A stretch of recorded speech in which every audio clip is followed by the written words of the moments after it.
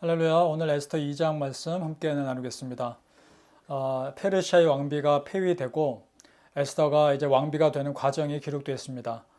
여기서도 하나님의 섭리가 또 분명히 드러나는데요. 왕비가 폐위되고 4년이 지난 시점입니다. 이때 아하수에로 왕은 그리스를 정복하는 전쟁을 하고 나서 온 다음입니다. 이 전쟁에서 패하게 되죠. 그러니까 굉장히 많이 지쳐 있는 상태였을 겁니다. 그때 이 왕이 이전에 자기가 왕비에게 했던 그 일들을 기억해내죠. 그러면서 그 왕비를 그리워하는 장면이 나옵니다. 자, 1절에요. 그 후에 아하수에로 왕의 노가 그침에 와스디와 그가 행한 일과 그에 대해 내린 조서를 생각하거늘 이렇게 되어 있습니다. 자, 그러니까 왕비를 물러나게 해야 됩니다. 새로운 왕비를 뽑아야 합니다. 이렇게 조언했던 신하들 입장에서는 발등에 불이 떨어진 겁니다. 왜냐? 만약에 왕이 그 이전의 왕비를 다시 불러들이면 자기들의 목숨이 위태하거든요. 그래서 왕에게 조언을 합니다. 빨리 왕비를 뽑을 수 있게 해달라고. 그리고 그들이 준비를 하죠. 자, 이것이 에스더가 왕비가 빨리 되기 위한 또 하나의 준비 과정인 것이죠. 그래서 페르시아 제국 전체에서 아름답고 교양 있는 여인들을 뽑습니다. 그 가운데 에스더가 포함되죠. 그 또한 은혜고요. 자, 원래 에스더는요, 어렸을 적 부모님이 죽고 고아였습니다. 그런데 에스더의 사촌 친척 모르드게라는 사람이 나이가 훨씬 많았죠. 에스더를 딸처럼 키웁니다. 자, 7절 말씀. 그의 삼촌의 딸 하다사. 여기서 그는 모르드게죠. 모르드게의 삼촌의 딸 하다사입니다. 그가 에스더입니다. 곧 에스더는 부모가 없었으나 용모가 곱고 아리따운 처녀라. 그의 부모가 죽은 후에 모르드게가 자기 딸같이 양육하더라. 이렇게 되어 있죠. 그러니까 원래 이름은 하다사입니다. 하다사는 도금냥나무, 화석류나무라는 뜻이죠. 그리고 에스더라는 이름은 페르시아식 이름입니다. 뜻은 별이라는 뜻이죠. 참 신기하게도요. 이 화석류나무의 꽃 모양이 꼭 별처럼 생겼습니다. 참 신기하게 매치가 되죠. 실제로 에스더는 나중에 유대 민족을 살리는 정말 별과 같은 역할을 하죠. 자, 하나님께서 어떻게 역사하시는지 또 보시죠. 에스더로 하여금요, 사람들의 사랑을 받게 하십니다. 이게 우연일까요? 하나님이 그렇게 해 가시는 겁니다. 자, 9절 말씀. 헤게는 그런 여인들을 관리하는 내시였습니다. 헤게가 이 처녀를 좋게 보고 에스더를 좋게 보고 은혜를 베풀어 몸을 정결하게 할 물품과 일용품을 곧 주며 또 왕궁에서 의뢰 주는 7 궁녀를 주고 에스더와 그 궁녀들을 후궁 아름다운 처소로 옮기더라. 그러니까 그 여인들을 관리하는 헤게라는 내시가 에스더를 좋게 보고요. 에스더가 필요한 물건을 그때그때 다 공급해주고 가장 좋은 장소에서 머물게 했던 겁니다. 이것도 은혜 아닙니까? 그리고 15절에 보니까 이런 장면이 나옵니다. 자, 그렇게 모인 여인들이요, 한 사람씩 왕을 만납니다. 왕이 그 여인들을 만나고 가장 마음에 드는 여인을 왕비로 세우는 거죠. 자, 이제 에스더 차례가 된 겁니다. 자, 그때 그 여인들이 왕을 만나러 갈 때요, 그 여인들이 만나기 전에 몸을 치장하는데 필요한 모든 물건은 그날은 만큼은 다 공급해주게 되어 있습니다. 그런데 에스더가 어떻게 했는지를 보시죠. 에스더가 차례대로 왕에게 나아갈 때에 궁녀를 주관하는 내시의 헤게가 정한 것 외에는 다른 것을 구하지 아니하였으나 모든 보는 자에게 사랑을 받더라. 자, 자기가 필요한 화장품이나 여러 가지 꾸미는 장신구나 도구나 그런 것들을 다 구할 수 있었는데 헤게라는 내시가 정한 것 외에는 가지고 하지 않았다라고 되어 있습니다. 이것이 무슨 말일까요? 자, 여러분, 헤게라는 내시는 아주 가까이에서 왕을 섬기고 있었던 내시입니다.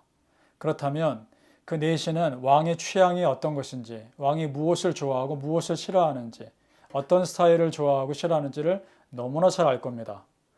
그렇다면 그것을 에스더에게 조언을 해주었을 가능성이 아주 높고요. 그러니까 그 네개 해시가 조언해 준 것만 가지고 그것만 꾸미고 왕을 만난 거죠. 어떻습니까, 여러분? 우연이 아닌 거죠. 이런 모든 것들이 에스더가 왕비가 될 수밖에 없는 환경을 하나님께서 만들어 가고 계셨던 것이죠. 믿으십니까? 그리고 결정적으로요, 아하수에로 왕이 에스더를 보고 너무 마음에 들어 합니다. 그리고 그 이후에 다른 여인 만나지도 않고 에스더를 왕비로 세우죠. 여러분, 이것은요, 사람의 힘으로 할 수 있는 것이 아닌 거죠. 하나님께서 그렇게 하신 겁니다. 그리고 하나님의 섭리는 여기서 멈추지 않습니다. 에스더가 왕비가 된 이후에 자기를 그렇게 키워주었던 모르드게가 에스더의 힘인지 아닌지 모르겠지만 굉장히 높은 직책에 올라갑니다. 자, 19절에 보니까 모르드게가 대궐문에 앉았더라 이렇게 되어 있습니다. 자, 이 말은 단순히 대궐문에 앉아있다는 표현이 아닙니다. 대궐문에 앉았다는 것은요, 어느 정도 직책이 있고 백성들을 심판하는, 백성들의 어떤 어려움들을 판단하는 그 정도의 위치에 모르드게가 올랐다는 뜻입니다. 그런데 여기에 또 하나의 섭리가 드러나는데 그것이 뭐냐? 모르드게가 그 정도 위치에 있을 때 한 가지 사건을 발견해냅니다. 또 다른 내시들이 왕을 암살하려는 것을 발견하게 되죠. 그래서 그것을 왕비 에스더를 통해서 왕에게 빨리 알립니다. 왕이 이 사실을 듣고 사실로 판멸되자 그 내시들을 벌하죠. 그리고 그걸 알려준 모르드게에게 감사 표시를 하고 이 사건을 왕궁에 있는 그 일기에 기록하게 합니다.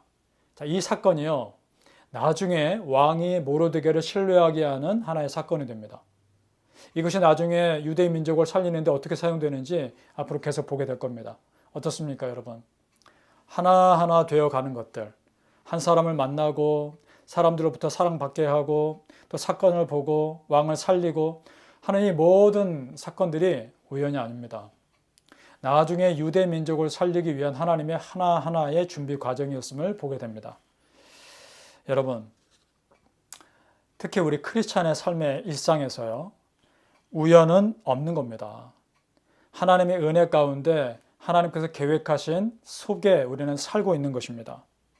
크리스찬의 삶에서 하나님의 섭리는 분명합니다. 물론 에스더는 에스더 나름대로, 모르드게는 모르드게 나름대로 에스더가 왕비가 되게끔 하기 위해서 최선의 노력을 다 했겠죠. 그런데요, 하나님의 도우시는 은혜가 없었다면 그것은, 그 인간의 노력은 아무런 의미가 없는 것입니다. 하나님의 섭리와 그 정확한 타이밍이 없었다면 아무리 사람이 노력한다 해도 그것은 아무 소용없게 되는 것이죠. 자, 왕이 에스더를 마음에 들어하는 것, 그것은 에스더가 아무리 노력해도, 모르드게가 아무리 노력해도 사람 마음 움직이는 건 할 수 없는 거 아닙니까? 하나님께서 그 마음 움직이신 거죠. 바라기는 우리 성도님들, 우리의 삶의 주인이 하나님이심을 정말 믿으시고 여러분 삶에서 역사하시는 그 하나님의 섭리하심, 그것을 정말 기대하시며 하나님께서 내 삶의 우연이 아닌 정말 하나님 예비하신 필연의 연속으로 은혜 가운데 살게 하실 것을 믿고 기대하시기를 예수님 이름으로 축복합니다. 기도하겠습니다. 아버지 하나님, 은혜를 감사합니다. 정말 사람 눈에 보이지 않지만 내가 전혀 예상 못한 은혜의 길로 우리를 인도하신 그 하나님의 섭리하심을 깨닫습니다. 하나님, 어떤 상황에서도 하나님이 함께 하심을 믿습니다. 어떤 상황에서도 하나님께서 모든 것을 준비해 가시는 분인 줄로 믿습니다. 그 하나님을 온전히 신뢰하며 하나님의 섭리하심과 하나님의 타이밍을 온전히 믿고 하나님의 은혜를 기대하는 우리 모든 믿음의 백성들 다 되게 하여 주옵소서. 합력하여 선을 이루게 하실 하나님을 믿고 기대하며 예수님 이름으로 기도합니다. 아멘.